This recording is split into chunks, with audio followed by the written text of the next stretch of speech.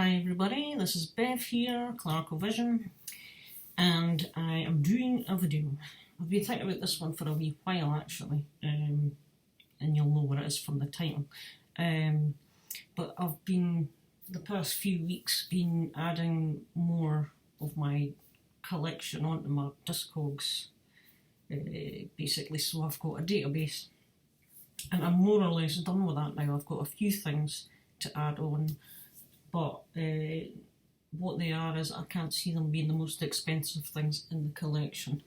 And I just was looking through it, filtering things, and I thought it'd just be interesting to just do a quick video or two on my top 5 most valuable CDs and my top 5 most valuable vinyl according to Discogs that I own currently.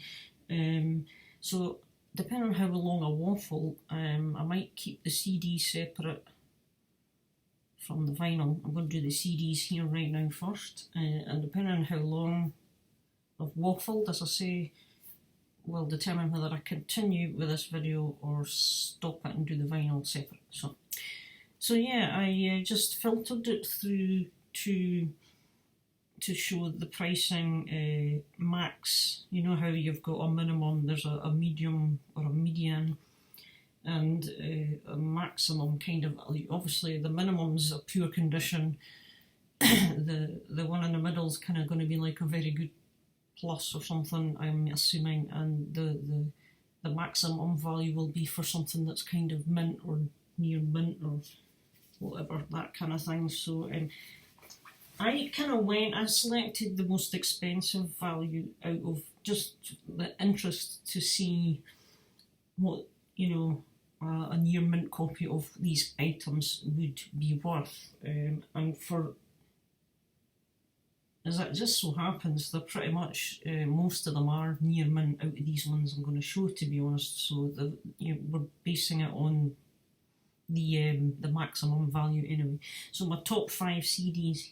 So at number 5, I actually meant to open them out of their wee sleeves before I started this, but so coming in at number 5 is an unofficial bootleg, believe it or not, and it's this one. It's Def Leppard's The Early Years. It's not called the Def Leppard EP, but it has the same cover. That's its actual title on the spine. I don't know how well they can note that, but yeah, Def Leppard The Early Years. And this is an unofficial bootleg CD of tracks 1 to 6 of the Reading Festival from 1980. Tracks 7 to 9 are the original songs of the Def Leppard EP, the 3-track EP from 1979.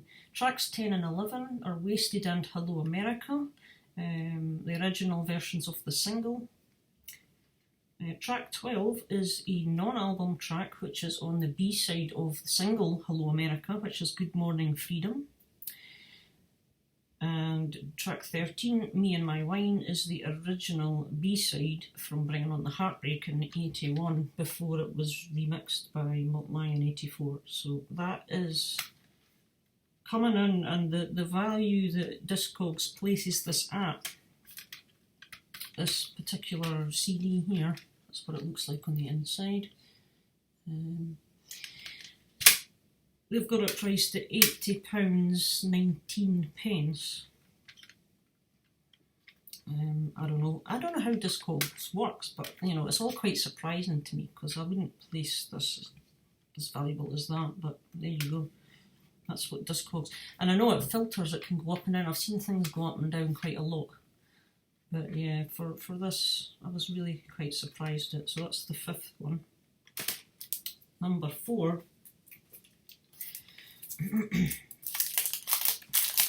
Excuse me. Same band, but it's this album here and this particular pressing, Pyromania, and it's the Mobile Fidelity original master recording, ultra disc from the Mobile Fidelity Sound Lab. This was issued, I can't really remember. It tells you on Discogs, obviously, all the details about it, but this was made in Japan for the US market, this particular one.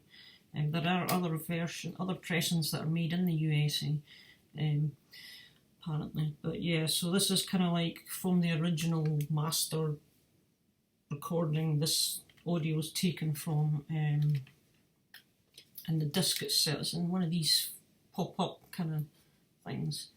There's your disc. It's actually golden colour rather than the standard silver. It just plays normally, of course. And your booklet, I think it's fairly basic. It just folds out and you've got the lyrics and some credits, no pictures of the band or anything like that. So yeah, I got this. I remember seeing this in HMV. I think it was HMV. It was labelled as an import at the time, back in 91 or something like that, or 90 even. So yeah, and Discogs are valuing this one at £81 exactly for a nice pristine copy. Number 3 happens to be this particular item, which is 2019 release, just last year. This is Blind Guardian's Twilight Orchestra, Legacy of the Darklands. But it is this particular issue, which was the one that was exclusive to Nuclear Blast. It's the 4-disc edition, the sticker that came with the shrink. You've got 4-disc version here, this one, 2 in the front here, 2 in the back, and obviously the yearbook. This particular version is its price has gone up to £88.03 for the mint or the maximum or whatever you want to, for this, yeah. So I don't know why. As I say, this was a disappointment for me because it wasn't quite what I was expecting. I was expecting more Blind Guardian, the regular style, and less orchestral, but it's actually more orchestral and very unlike Blind Guardian, to be honest with you. Still very good. I'm still quite happy to have it in my collection. I am a Blind Guardian fan. And if this is going to increase in value over the years, then brilliant. So that was number 3. I feel like I've got a hair, I've just been cuddling the dog, so I feel like I've got hairs stuck to me, apart from my own hair, which is driving me mad. So coming in as the second most valuable CD that I own, which really was a surprise as well, believe it or not, is this one, which is Mirath. This was the previous album to the one they just released last year. This one came out in 2016. This is called Legacy by Mirath, and it's on Ear Records, Ear Music, yeah. And for whatever reason, Discogs have got this priced at the maximum value of £97.56. And yeah, I'm not sure where that comes from either, to be honest with you, but that's what they've got it down at the moment. So that was a shocker for me. Second most valuable CD in my collection. Fantastic album. Those of you who have picked up last year's Shaley or whatever the devil it is, never know if I'm pronouncing it right. Yeah, if you like that, you'll like this as well, I would reckon. This was the album that I discovered them through, and their absolute cracker track, Believer, which it kind of opens with Jasmine and goes right into Believer. Jasmine's like an introduction, but the song Believer it's amazing. It's absolutely, that's what opened my eyes to that band, and the video that goes with it on YouTube is amazing as well. So they put a lot of creativity into it, so I would check that out. But yeah, I don't know if it's because maybe there wasn't so many pressed and it's now harder to get or whatever, but it's just a standard album by the Tunisian desert metal legends. Blazing desert metal legends. So there you go, £97.56. And the number one spot for my CDs, and I'm going to keep this just the one video, I'll make the vinyl separate, but number one in my CDs,